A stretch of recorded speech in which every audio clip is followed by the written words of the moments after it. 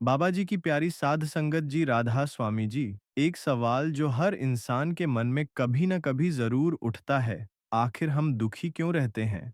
हमारी झोली में तमाम चीजें होते हुए भी दिल खाली क्यों महसूस करता है? क्या इस दुख का कोई अंत है? साध संगत जी, सतगुरु कबीर साहिब जी अपनी दिव्य वाणी में फरमाते हैं, गांठी रत्न मरम नहीं जाने पारक लीन्हा छोरी कहे कबीर, यह अवसर बीते रतन मिले न बहारी। इसका अर्थ है, हमारे पास परमात्मा रूपी अमूल्य रत्न की गठरी तो है, पर हम उसकी पहचान ही नहीं कर पाते। हमने उस रत्न की परख ही छोड़ दी है। कबीर साहिब जी हमें चेताते हैं कि यह जीवन एक मौका है, अगर यह मौका निकल गया तो फिर यह अनमोल रत्न दोबारा नहीं मिलने वाला। आप जी कहते हैं कि सभी की गांठ में रत्न है, सभी के पास हीरा है, मगर हम उसका मर्म नहीं जानते। अब जिसको परख हुई, यानी जिसने इसको परख लिया, तो वह अब फिर उसका उपयोग करते हैं, और जिनको परख नहीं है तो फिर उनकी गठरी में ही वह चीज बंधी रह जाती है।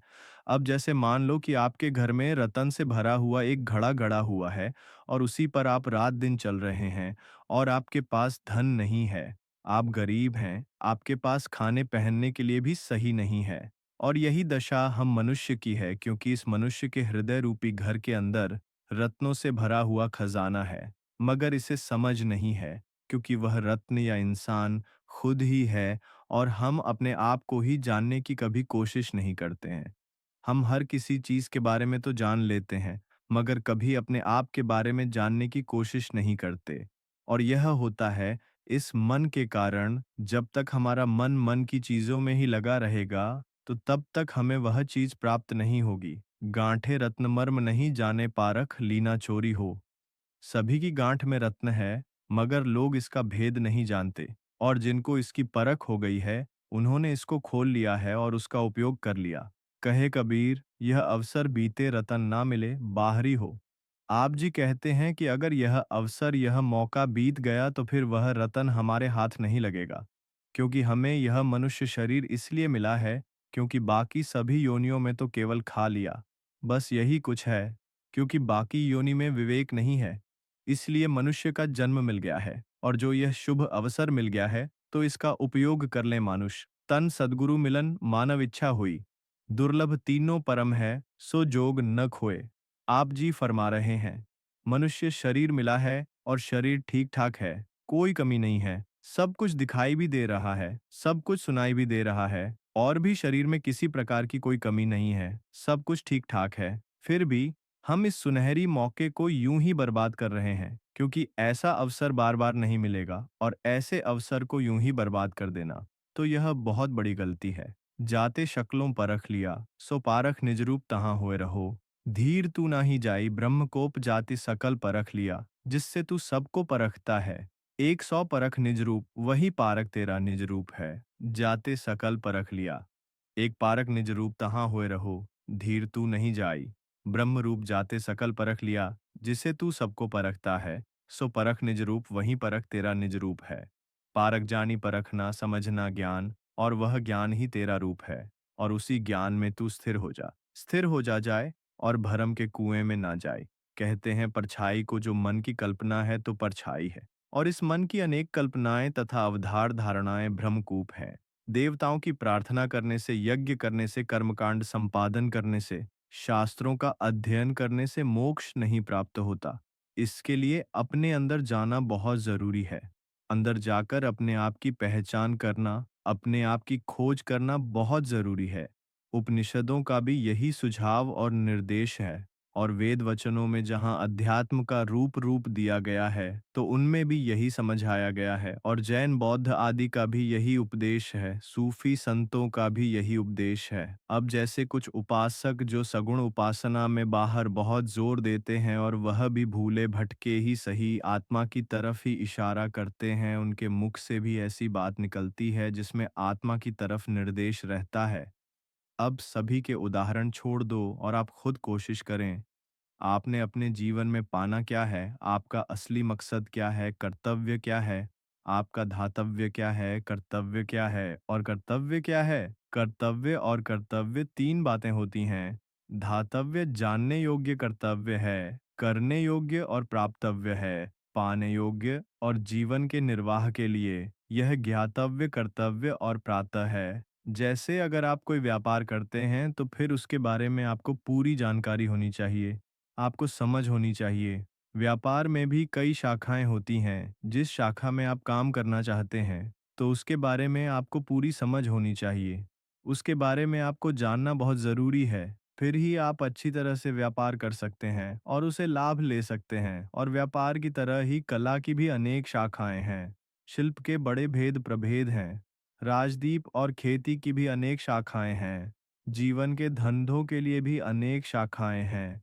जहां भी रहकर अपने जीवन गुजर के लिए आप कुछ करना चाहें, तो उसके बारे में जो जानने योग्य है तो उसको जानना होगा, और जो करने योग्य है तो उसको करना होगा। वहां पर द्रव्य है, धन दौलत जिससे जीवन गुजर हो। एक धन दौलत है विशेष राज्य ठाठ के लिए, और एक धन दौलत है केवल जीवन गुजर के लिए, जीवन गुजर। तो बस जीवन गुजर हो जाए, काफ़ी है। साथियों की सेवा करना है और दूसरों की भी सेवा करना, मदद करना है। लेकिन उससे जो जीवन का उच्चतम उत्कर्ष है और जिसमें दुखों का अंत होता है, तो वह पूरा नहीं होता है। खाने-पीने से दुखों का अंत नहीं होता, क्योंकि खाने-पीने से केवल शरीर की भूख और प्यास का दुख दूर होता है, मगर जीवन में अनेकों दुखों का निवारण उससे नहीं होता। खाना-पीना भी हमारा उद्देश्य नहीं है। वह तो केवल हमारे जीवन निर्वाह का साधन है। क्योंकि हम काम-धंधा क्यों करते हैं कि हमारा जीवन गुज़र हो जाए, और जीवन गुज़र क्यों करते हैं? जीने के लिए। मगर हम जीते क्यों हैं? तो इसका उत्तर किसी के पास नहीं है। कमाते हैं खाने के लिए और खाते हैं जीने के लिए, और जीते किस लिए हैं तो इसके बारे में इस मनुष्य को पता ही नहीं है। विवेकहीन आदमी दुख भोगने के लिए जीवन जीते हैं। सभी अविवेक में ही जी रहे हैं और इसीलिए दुखी हैं। कला राग, द्वेष, चिंता, फिक्र, केवल इन्हीं में सभी अपना जीवन गुजार रहे हैं। धंधा करना, जीवन गुजर करना, शरीर को पालना पोसना, तो केवल यही जीवन का मुख्य उद्देश्य नहीं है। यह तो मजबूरी है। जीवन का उद्देश्य है दुखों की अत्यंत निवृत्ति और परम शांति की प्राप्ति। अब दुखी ना होना, यह सभी को प्रिय है, और दुख ही जीवन का शत्रु है। कोई भी जीव दुखी नहीं होना चाहता है, और हमें ऐसा सुख प्राप्त हो जाए कि जिसमें दुखों का स्पर्श भी ना हो, और इसके लिए ज्ञान बोध है। सुबह और पर का भेद हम बंधे हैं और हम ऐसा मानते हैं, मगर हमें यह भी विचार करना चाहिए कि हम किस में बंधे हैं। हमें दुख क्यों आते हैं? क्योंकि हम बंधे हैं। परतंत्रता ही दुख है। जब हमारे मन में किसी चीज को पाने, भोगने और सम्मान तथा प्रतिष्ठा के लिए खलबली होती है, तो यह हमारी प्रथमत्रता है।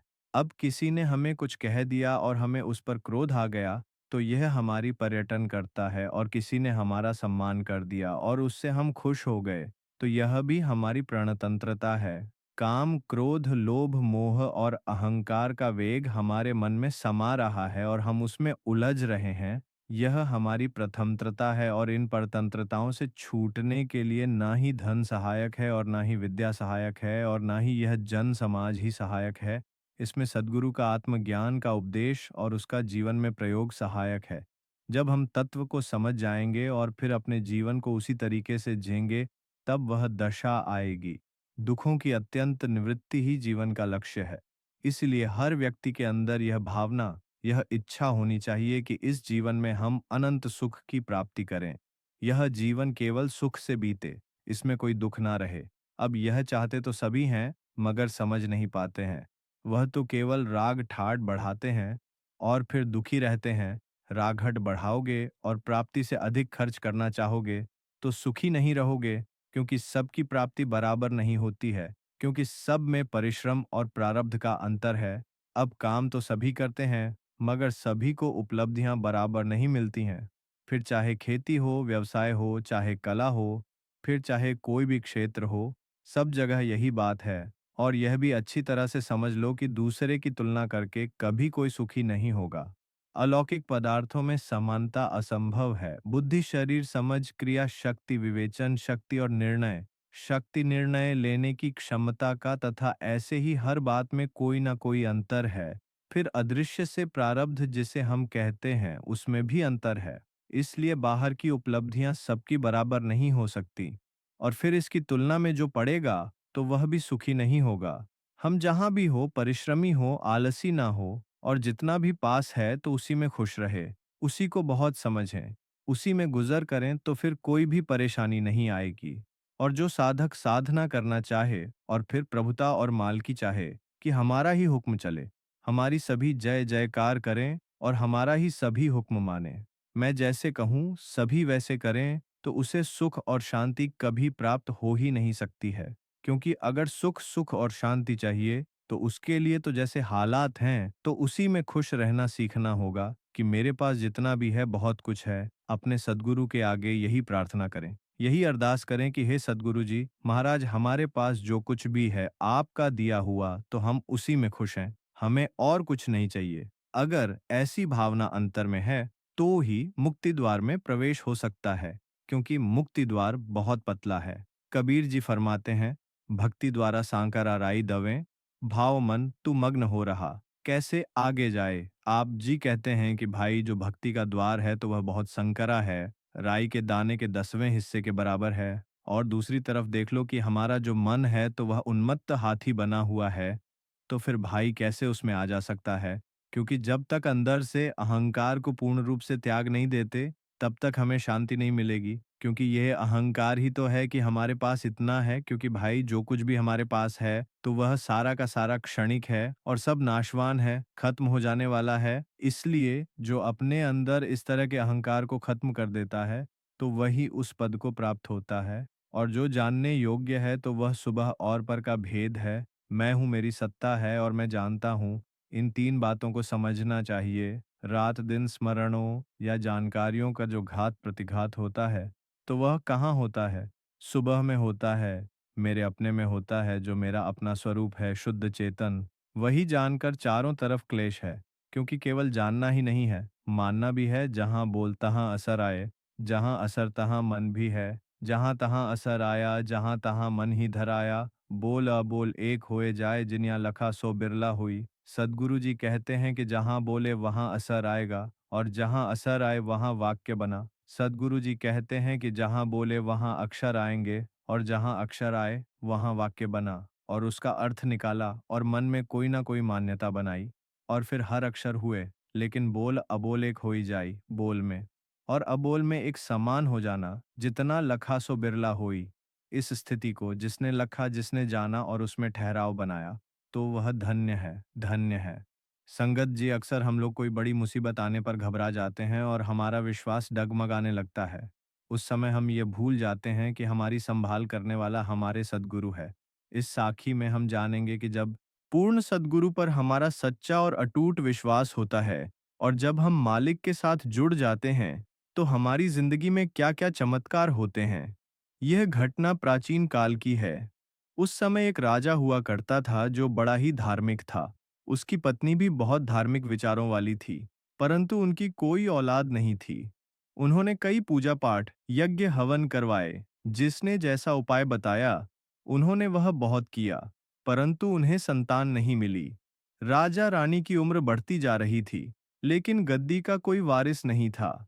एक दिन एक तांत्रिक ने राजा से कहा कि किसी बच्चे की बलि दी जाए तो आपके घर में पुत्र अवश्य पैदा होगा। राजा बड़ा ही धार्मिक था। उसे क्रोध आ गया कि किसी बच्चे की बलि बच्चे के लिए सवाल ही नहीं उठता। इस पाप का बोझ कौन उठाएगा? इस पाप के लिए राजा ने साफ मना कर दिया। राजा के सारे मंत्री राजा को समझाने लग गए कि यदि अपने लिए नहीं तो राज्य की, तो सोचो कि आपकी गद्दी पर वारिस कौन होगा, राज गद्दी पर कौन बैठेगा। आपको यह बात माननी पड़ेगी, अपने लिए नहीं तो अपनी प्रजा के लिए। राजा ने फिर भी वह बात नहीं मानी। कहने लगा, नहीं, इतना बड़ा पाप तो मैं कभी सोच भी नहीं सकता। जिस माता पिता के बच्चे की बलि दी जाएगी, उनकी बद्दुआ मैं नहीं लूंगा। फिर मंत्रीगणों ने सुझाव दिया कि राज्य में घोषणा करवा देते हैं कि जो भी अपने बच्चे को अपनी मर्जी से बलि के लिए देगा, उसे सोने के सिक्के दिए जाएंगे और उन्हें मुंह मांगा इनाम दिया जाएगा। अगर ऐसा हुआ तो आपके ऊपर कोई पाप नहीं पड़ेगा। तब सारे मंत्रियों की जोर देने पर राजा ने मन मारकर हाँ में हाँ मिला दी, यह सोचकर कि कौन ही माता पिता अपने बच्चे की बलि देगा। ऐसे माता पिता कहाँ होंगे जो अपने बच्चों की बलि देने को राजी हो जाएंगे। यह सोचकर राजा ने हाँ कर दी। लेकिन सात संगत जी, उसी राज्य में रहने वाले एक परिवार, जिसमें 7 बच्चे थे और वह परिवार बहुत गरीब था। उनके 6 बच्चे तो खेत में काम करते थे, लेकिन जो सबसे छोटा था मेहनत कम करता था और सद्गुरु का सिमरन ज्यादा करता था। समाधि लगाकर बैठ जाता था, तो माता-पिता ने विचार किया कि बाकी सारे तो मेहनती हैं, लेकिन सबसे छोटा ही बड़ा कामचोर है, काम कम करता है और जब देखो समाधि लगाकर बैठ जाता है, क्यों ना इसे राजा को बलि के लिए दे दें, हमारी गरीबी भी दूर हो जाएगी। हमारे पास तो 7 पुत्र हैं। यह सोचकर छोटे से बालक को लेकर वह पिता चल पड़ा। छोटा सा बालक रास्ते में पिताजी से पूछता है, पिताजी हम कहाँ जा रहे हैं? पिता कह देते हैं कि तेरी बलि देने जा रहे हैं। छोटा सा बच्चा पूछता है कि बलि क्या होती है? पिता कहते हैं कि तेरा सिर कलम कर दिया जाएगा और उसके बदले राजा हमें बहुत सारा धन देगा। छोटा सा बालक यह बात सुनकर बड़ा हैरान हो जाता है और अपने पिता की तरफ देखता है कि इन्होंने मुझे जन्म दिया है। मेरे पिता ही मुझे मारने के लिए लेकर जा रहे हैं। हैरानी भरी नजरों से देखने लगा, लेकिन चुपचाप चला गया और कुछ नहीं बोला। वह छोटा सा बालक जिसके खेलने की उम्र है, उसका पिता उसे मरवाने के लिए लेकर जा रहा है। जब पिता अपने छोटे बालक का हाथ पकड़कर ले जा रहा था, तो राजा के सामने उसे पेश किया गया। राजा ने इतने मासूम बच्चे को देखा और सोचने लगा, इतना प्यारा बालक इतना छोटा, जिसकी खेलने की उम्र है, उसे देख राजा का मन भर आया। आंखों से आंसू छिपाते हुए पूछने लगा, क्या तेरे पिता तेरी मर्जी से तुझे यहाँ पर लाए हैं? तुझे पता है ना, क्यों लेकर आए हैं? वह बच्चा बोला, हाँ मुझे पता है, मेरी बलि देने के लिए मैं यहाँ अपनी मर्जी से आया हूँ। राजा का मन हिल गया, इतने छोटे बालक के मुंह से यह बात सुनकर। लेकिन राजा क्या करता, उसके ऊपर दबाव था। उसे यह काम करना ही पड़ेगा। मन मारकर राजा तारीख तय कर देता है। घोषणा करवाई जाती है कि इस दिन बच्चे की बलि दी जानी है। तय दिन पर प्रजा इकट्ठी हो गई और कसाई भी आ गया। अब छोटा बच्चा खड़ा है, राजा की आंखों में आंसू है। रानी भी घबराई हुई है कि हम क्या करने जा रहे हैं, परंतु और कोई चारा नहीं है। आखिर में जब समय आता है तो राजा बालक से कहता है, बेटा, कोई आखिरी ख्वाहिश है तो बताओ तो। साध संगत जी। अब बालक जो उदास खड़ा है कहने लगा, हाँ, एक ख्वाहिश तो है, मैं थोड़ी देर खेलना चाहता हूँ। राजा ने कहा, ठीक है, खेल लो। फिर उस बालक ने क्या किया? उसने मिट्टी इकट्ठी की, जो वहां पड़ी हुई थी। काफी मिट्टी इकट्ठी करके ढेरियां बना दी और फिर एक डेरी के सामने खड़ा होकर कुछ बोलने लगा और उसके बाद उसे पैर मार दिया। अब दूसरी डेयरी के सामने खड़ा हो गया, उससे भी कुछ बातें करने लगा और फिर पैर मार दिया। फिर वह तीसरी डेयरी के पास गया, वहां पर भी खड़ा होकर उसे भी पैर मार दिया। अब चौथी के पास जाकर खड़ा हो गया और घुटनों के बल गिर पड़ा। वह कुछ बोला, लेकिन उसने पैर नहीं मारा। अब वह बालक तीनों ढेरियों को गिरा देता है, लेकिन चौथे ढेरी के आगे घुटने के बल बैठ जाता है। सभी लोग यह दृश्य देख रहे थे और हैरान हो रहे थे कि यह कौन सा खेल है। अब थोड़ी देर बाद वह बालक उठता है और राजा से कहता है, राजा, अब तुम अपना काम कर लो, मेरी बलि दे दो। राजा, जिसकी आंखों से आंसू आ रहे थे, राजा बालक से पूछता है, बेटा, यह जो खेल था, यह कौन सा खेल था? मुझे जानना है कि क्या खेल खेल रहा था तुम। तूने 3 ढेरी को लात मारकर गिरा दिया, लेकिन चौथी को नहीं गिराया। तो वह बालक कहता है, राजन, आपको क्या लेना है? मेरे ख्याल से आप अपना काम कीजिए तो। राजा कहने लगा, लेकिन मुझे यह तो बताओ कि यह खेल क्या? मैं जानना चाहता हूँ। तो छोटा सा बालक, जिसे बहुत ज्ञान था, जिसे घर वालों ने निखट्टू कहकर कुछ पैसे के लिए उसकी बलि देना ही उचित समझा, वह ज्ञानी बालक कहता है कि हर इंसान के जीवन में आसरा होते हैं। मेरे जीवन के भी 4 आश्रम थे। पहला आश्रम, मेरे माता पिता पहले मिट्टी की ढेरी मैंने उनके नाम की बनाई और उनके आगे खड़े होकर कहा कि मुझे बचा लो, मेरी बलि होने जा रही है, मेरा गला काटने जा रहा है, मेरी रक्षा करो। फिर मैंने मन में सोचा कि यह तो खुद मुझे लेकर आए हैं, यही तो मुझे मारने वाले हैं। ये तो झूठा आसरा है, इसलिए मैंने उसे पैर मारकर गिरा दिया। दूसरा आसरा मेरे जीवन का, जो सभी के जीवन का होता है, वह होता है राजा। दूसरी डेयरी मैंने आपके नाम की बनाई थी, क्योंकि राजा का काम होता है प्रजा की रक्षा करना। मैंने उस डेयरी से कहा, मेरी रक्षा करो, और फिर समझ में आया कि राजा के हुक्म पर ही तो मेरी बलि दी जा रही है। अगर रक्षक ही भक्षक बन जाए तो कौन बचाएगा? इसीलिए दूसरी ढेरी आपके नाम की मैंने पैर मारकर गिरा दी। अब तीसरी ढेरी मैंने बनाई। प्रजा के नाम की जो प्रजा होती है, अपने साथियों की रक्षा करती है, मिलजुल कर रहती है। परंतु यहाँ तो प्रजा मेरी गर्दन काटने का तमाशा देख रही है। एक भी इंसान इस सब में से इस बलि को रोकने नहीं आया। सब तमाशा देखने के लिए आए हैं, इसीलिए इसे भी मैंने पैर मारकर गिरा दिया। परिवार, राजा और प्रजा मेरे कोई काम नहीं आए, लेकिन आखिरी डेयरी मेरे सद्गुरु की है, जिसका मैं नाम जपता हूँ। उस एक मालिक की उस डेयरी के आगे मैंने घुटने टेक दिए कि हे प्रभु, सब आश्चर्य झूठ है, सबने धोखा दे दिया। मुझे बस तुझ में ही विश्वास है, एक तू ही है जो मेरी रक्षा कर सकता है, और इसीलिए मैंने उस ढेरी को पैर नहीं मारा। मुझे उस पर ऐसा विश्वास है कि वह चाहे तो कुछ भी हो सकता है। राजा यह बात सुनकर जोर जोर से रोने लगा। एक छोटे से बच्चे से इतना ज्ञान सुनकर वह हैरान हो गया कि राजा तो रक्षक होता है, वह ही भक्षक बन गया। वह मंत्रियों और उस तांत्रिक पर चिल्ला पड़ा कि तुम सब लोगों के कहने पर मैंने हवन यज्ञ सब कुछ किया, जो जो कहा सब किया, लेकिन फिर भी मुझे संतान प्राप्ति ना हुई। लेकिन इसकी क्या गारंटी है कि बलि देने से बच्चा मिल जाएगा? राजा ने अपनी पत्नी से सलाह ली कि यह छोटा सा बालक इतना ज्ञानी है, क्यों ना मैं इसी को गोद ले लूं और इसे अपने राज्य का वारिस घोषित कर दूं। इससे बड़ा ज्ञानी कौन होगा, कहाँ मिलेगा? क्यों ना मैं इसे ही राजगद्दी का वारिस बना दूं। पत्नी ने एकदम हाँ भर दी। राजा भी खुश हो गया और रानी भी, सारी प्रजा खुश हो गई। और यह बालक दौड़कर जाकर उस ढेरी को लिपट गया कि मुझे पता था मेरे सद्गुरु, तू ही एक सच्चा आसरा है, एक तू ही है जो बाजी पलट कर रख सकता है। संगत जी, साखी से हम सब ने समझा कि सद्गुरु कैसे बाजी पलट देते हैं। जिसको सद्गुरु पर विश्वास होता है, उसका कोई बाल भी बांका नहीं कर सकता।